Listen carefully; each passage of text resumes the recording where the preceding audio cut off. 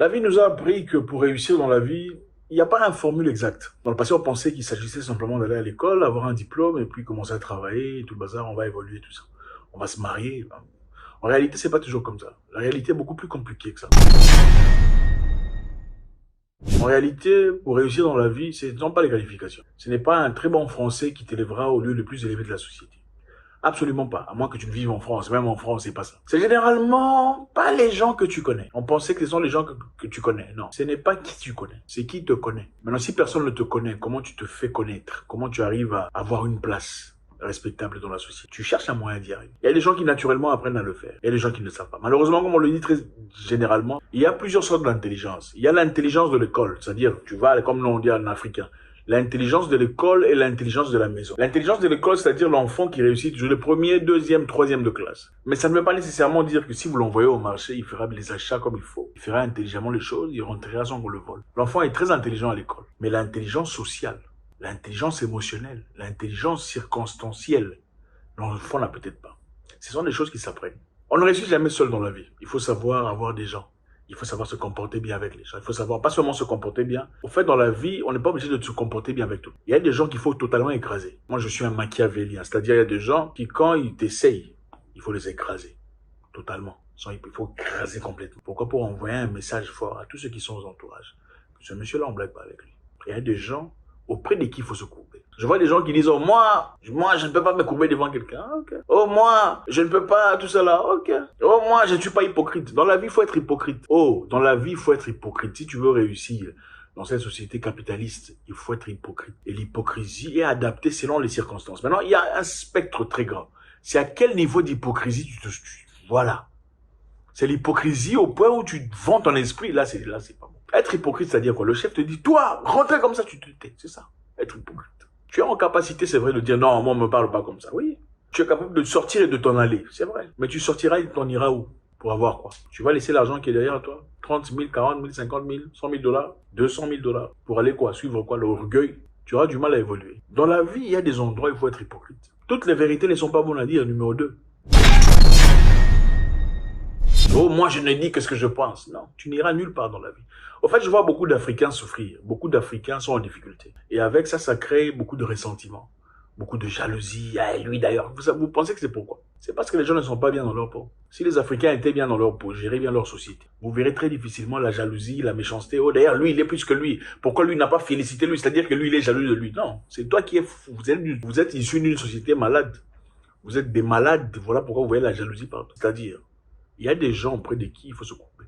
Tu trouves une personne qui a des capacités plus élevées, plus à droite que toi, il faut te courber. Tu trouves une personne qui a des choses que tu n'as pas, il faut porter son sac. Tu trouves une personne qui a des choses que tu n'as pas et que tu cherches, il faut porter son sac. Arrête des bêtises. Oh, moi, non, porte son sac. Comme ça, tu vas apprendre. C'est comme ça que tu apprends. Tu portes son sac d'abord. Il t'apprend, et tu vois comme ça. Tu sais, quand vous connaissez l'impact de porter le sac de quelqu'un, temporairement. Vous savez qu'Obama a porté le sac de Clinton. Sa veste, excusez-moi. Pendant que Bill Clinton parlait aux gens, c'est-à-dire aux gens dehors, Barack Obama a pris la veste de Bill Clinton, il a mis ça ici. Il était en apprentissage. Mais toi, au moins, ils vont passer quoi? Tu n'as absolument rien. 30 dollars en banque, 30 ou 35, mais grosse bouche, grosse, tu vois, la jalousie, les méchants partout, les aigris. Si quelqu'un a plus que toi, il faut porter son sac. Si quelqu'un a réussi là où tu n'as pas encore appliqué ton intelligence, il faut aller le demander. Et avant de le demander, il faut d'abord le glorifier. Mon cher, félicitations. Bravo. Comment tu as fait? Il faut de la maturité émotionnelle. Il faut être guéri pour être capable de dire, mon cher, bravo. À combien de personnes vous dites bravo? La plupart ici ne savent dire bravo qu'aux gens à qui ils sont associés. Tu ne peux dire bravo qu'à ton frère de l'église ou à celui qui chante. Tu ne peux dire bravo qu'à ton pasteur. Mais est-ce que tu es capable de dire bravo à un étranger? Quelqu'un que tu vois dans le quartier, vous avez évolué ensemble, vous n'êtes pas nécessairement amis. Mais tu dis, mon cher, bravo, je vois que les choses vont bien. Pourquoi tu ne nous ouvres pas la porte aussi? Montre-moi un peu comment tu fais. Ma chère, bravo. Toi et moi, on a étudié ensemble dans la même école, tu étais à 2 années avant moi. Mais aujourd'hui, je vois que ça évolue dans le business. Est-ce que tu peux nous aider, nous ouvrir la porte? Laissez-moi vous dire la vérité. Je sais que beaucoup se disent ici, oh non, moi je ne peux pas poser les questions parce que quand tu demandes les gens, ils disent non, non. C'est dans votre communauté que c'est comme ça. Et deuxièmement, c'est souvent dans ta tête que c'est comme ça. Beaucoup de gens ne te calculent même pas. On ne te voit même pas. Donc tu es en train de t'étrangler, de t'engouffrer tout seul. Oh non, si je lui dis, elle va penser quoi? Tu es bête. Faut demander. Numéro 3. ferme sa bouche quand on est en colère. On ne dit pas tout ce qu'on pense. Oh, voilà ce que je pense. Moi d'ailleurs, sans vous masquer, sans mâcher les mots, non. C'est immoral, c'est immature, c'est inintelligent. On ne dit pas tout ce qu'on pense. On ne dit pas tout ce qu'on pense. En fait, ce sont des choses que moi aussi j'ai appris avec le temps. On ferme sa bouche quand on est en colère. Parce que quand tu diras les choses, tu regretteras plus tard. Crois-moi. Même si tu peux évoluer seul après. C'est bon. Mais tu vas regretter ce que tu as dit. Eh non, moi, mais non, calme-toi. Attends que la colère passe. Les choses que tu diras seront complètement différentes. Quand tu prends une bouteille de coca, tu fais ça, tu bouges. C'est comme la colère. Quand tu ouvres ça comme ça, tu ne peux plus remettre à l'intérieur le coca qui s'est déversé. C'est pas possible. Quand tu es en colère, il faut te calmer, il faut attendre que le vent passe. Les choses que tu diras seront différentes. Que ce soit avec ton mari, avec tes amis, avec ton boss, peu importe à qui tu as envie de parler. L'effet que tu penses pouvoir faire là, tu ne le feras pas. C'est pas cet effet qui va se transférer. L'effet que tu penses pouvoir faire, la personne que tu as hâte de recadrer, ça ne sera pas le même effet. Calmez-vous quand vous êtes en colère. On ferme sa bouche quand on est émotif. Ça peut arriver, hein. Cycle de mois, vous êtes une femme, faut le dire. Des fois, on est très émotif parce que tout ça. Que les gens qui ont de l'expérience, ce sont des choses qu'on a appris aussi avec le temps. Savent que vous allez voir qu'il y a des femmes, quelquefois, à un moment donné de la vie, il faut comprendre ses émotions. Elle est dans son cycle d'émotions. Toi aussi, en tant que femme, il faut te connaître. Là, mes sentiments ne sont peut-être pas authentiques. C'est parce que je suis dans des conditions, tout ça. Moi, je me souviens à longtemps, tout ça. Un ami était en train de parler, tu vois, tout ça, elle me fait des bêtises, tout ça, machin, histoire. Mais après, il t'explique, oh non, mais bon, je crois que là, c'est ragnagna. Je dis, mais attends, c'est normal. C'est normal. Il faut comprendre les gens dans leur époque. Il y a mon frère d'ailleurs qui se battait avec sa femme à un moment donné. Après, je lui dis, mais papa, oh, elle a changé. Mais je dis, papa, mais tu vois pas qu'elle vient à peine d'avoir un enfant. C'est normal. Elle est encore dans... faut la laisser. Comment vous appelez ça? Post-mortem, quoi? Comment ça s'appelle scientifiquement? Baby blues. Les émotions que les femmes ont avec tout ça. Il faut comprendre ces histoires. C'est l'intelligence. On n'ouvre pas sa bouche quand on est en colère. On n'ouvre pas sa bouche quand on est émotif. On s'incline devant une personne qui a plus que toi ou qui connaît mieux que toi. Il ne faut pas ouvrir ta bouche. Faka. On des bêtises. Voilà pourquoi vous n'évoluez pas. Il faut vous dire la vérité. La vie est courte. Ce n'est pas une course, mais c'est une course contre vous-même. Au lieu d'être là en train d'énumérer qui a réussi, qui est plus grand, qui est le meilleur sportif, qui est le meilleur boxeur, qui est le meilleur footballeur, tu devrais être là dans un coin en train de vivre comme ça. Tu choisis, aujourd'hui je vais aller à Dubaï, j'y ferai 5 jours. Non. Je ferai 12 jours. Bon, je ne veux pas rentrer directement de Dubaï, je vais d'abord aller à Shanghai. C'est ça la vie. Bon, tu peux aussi vivre pauvre dans un coin, tout ça. Tu dis que la vie, c'est vanité des vanités. Tu peux aussi faire vanité des vanités. Mais en attendant vanité des vanités, tu es là en train de regarder. Lui, comment lui, on ne le voit pas, on voit seulement les autres. Mais lui, vraiment, est-ce qu'il est vraiment comme ça? C'est comme ça. C'est parce que tu n'as rien à faire. Tu n'es pas en train de jouir de la vie. Tu n'es pas en train de jouir de la vie. Parce que les gens qui sont en train de jouir de la vie ne voient pas des jaloux, des méchants, des aigris. Oh, lui, il pense seulement que c'est lui qui doit réussir.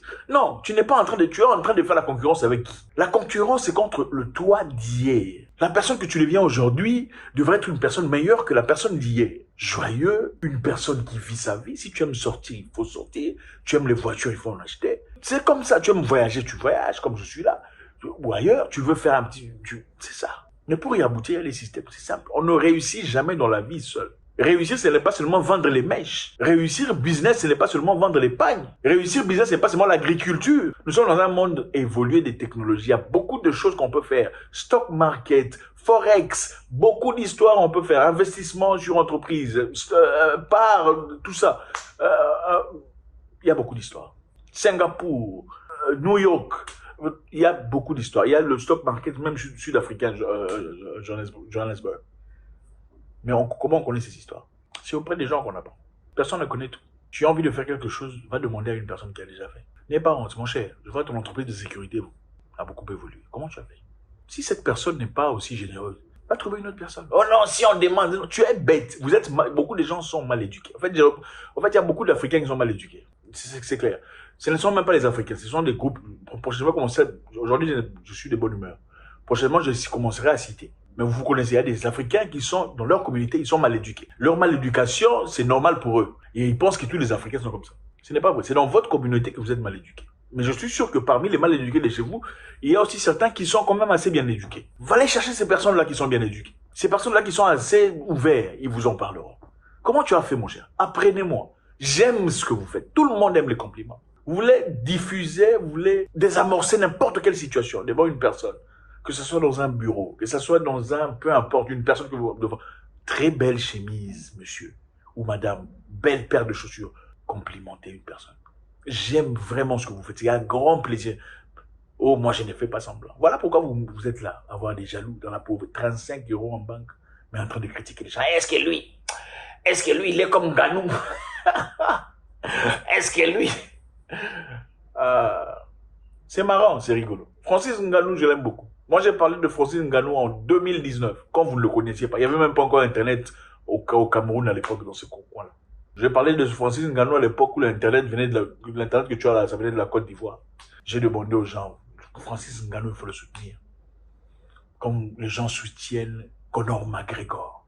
C'est un multimillionnaire. Il venait à peine de faire 100 millions de dollars dans son combat. Parce qu'à chaque fois que Conor McGregor combattait, il y avait des tas d'Irlandais qui quittaient l'Irlande pour venir aux États-Unis pour soutenir. J'ai demandé aux gens, soutenez Ngannou. Il y a un Africain là, Ngannou, qui combat. Il est fort, mais il a besoin de soutien. Les gens m'ont insulté. Les Camerounais m'ont insulté. Eh, d'ailleurs, tu veux nous montrer quoi? Les gens font ce qu'ils font. Est-ce que les gens m'ont quitté leur boulot pour les... Aujourd'hui, vous voulez ouvrir votre grosse bouche là comme ça pour parler. C'est moi qui vous ai parlé de Ngannou. Avant que Ngannou ne soit, j'ai fui. Je vous ai parlé de Ngannou. Francis Ngannou. Aujourd'hui, une force qu'on ne peut pas... Voilà. C'est ça la destinée. C'est un garçon très humble, très simple. C'est impossible que la vie ne lui sourie pas. C'est impossible. Il est simple, il est humble, il est travailleur. Mais ce sont les gens qui ne foutent rien de leur vie, qui ont des grosses... Quand vous êtes en colère, ne dites rien. Soyez calme. Quand vous êtes dans l'émotion, ne dites rien. Soyez calme. Ce que vous direz, vous regretterez. Quand vous pouvez vous excuser, excusez-vous. Demandez pardon. Oh, moi, qu'est-ce qu'il va penser? Tu vas perdre. Tu gagneras une fois, deux fois, trois fois, quatre fois. On ne domine jamais sur une personne pour toujours. Ce n'est pas possible. Quand tu as l'influence d'une personne, ne prends pas ça pour acquis. Quand une personne te considère, te respecte, une personne t'aime, te le montre, il ne faut pas prendre ça pour une bêtise. Les sentiments des gens changent aussi longtemps ou aussitôt qu'ils remarquent que vous en abusez. Toujours un grand plaisir. Je suis en train de jouir de la vie. Ça fait du bien. God bless.